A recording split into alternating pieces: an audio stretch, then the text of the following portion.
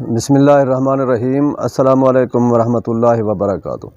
میں آپ کا دوست مظہر خان، آپ میرا فیس بک پیج اور یوٹیوب چینل دیکھ رہے ہیں۔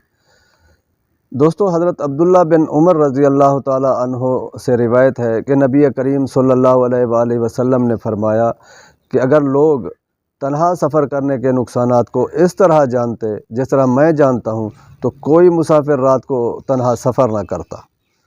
نقصانات سے مراد یہاں دینی اور دنیاوی دونوں ہیں۔ دینی نقصان یہ ہے کہ بندہ تنہا ہوتا ہے، اس کا کوئی ساتھی نہیں ہوتا تو اسے نماز کی جماعت میسر نہیں آتی۔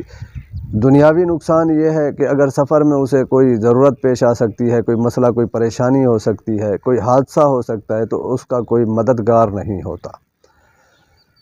لیکن مصلحت اور ضرورت کے تحت سفر اکیلا تنہا کیا بھی جا سکتا ہے، ناجائز نہیں ہے۔ اگر سفر پرامن ہے، کوئی ڈر خوف نہیں ہے تو اکیلے سفر کرنے میں کوئی حرج نہیں ہے۔ اسی طرح اگر سفر پر خطر ہے، خوف خطرہ ہے، کسی نقصان کا اندیشہ ہے تو اکیلے سفر کرنے سے اجتناب کرنا چاہیے۔ اگر کسی مصلحت کے تحت، ضرورت کے تحت رات کو تنہا سفر کرنا بھی پڑ جائے تو ہر کسی کی یہ خواہش ہوتی ہے کہ میرا سفر پرامن ہو، میں ہر نقصان سے محفوظ رہوں، مجھے کوئی حادثہ پیش نہ آئے۔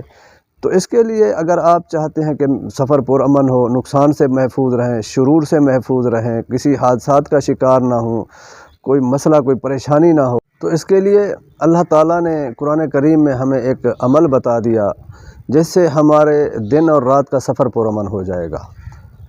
سفر چاہے دن کا ہو یا رات کا ہو، پرامن ہو، ہر کوئی یہی چاہتا ہے۔ اس کے لیے اللہ تعالیٰ نے سورۃ سبا میں سفر کا ذکر کیا ہے۔ سورۃ سبا آیت نمبر 18 میں اللہ تعالیٰ فرماتے ہیں، سیروا فیہا لیالیا و ایامن آمنین، یعنی سفر کرو اس میں رات کو، دن کو امن کے ساتھ۔ اب جب ہم اس کو پڑھ لیں گے تو اللہ تعالیٰ ہمارے سفر کو محفوظ کر لیں گے۔ آپ سفر شروع کرنے سے پہلے اس کو 3 مرتبہ پڑھ کر اپنے اوپر پھونک دیں تو آپ کا سفر پرامن ہو جائے گا۔ آپ کا کوئی عزیز، کوئی رشتہ دار، کوئی بچہ آپ کا سفر پر جا رہا ہے، آپ اسے سفر پر روانہ کر رہے ہیں تو 1 مرتبہ پڑھ کر اس پر پھونک دیں۔ اگر خود سفر کر رہے ہیں تو 3 مرتبہ پڑھ کر سفر کر لیں تو انشاءاللہ اس عمل کی برکت سے آپ کا سفر پرامن ہو جائے گا۔ آپ کو کوئی مسئلہ، کوئی پریشانی نہیں آئے گی۔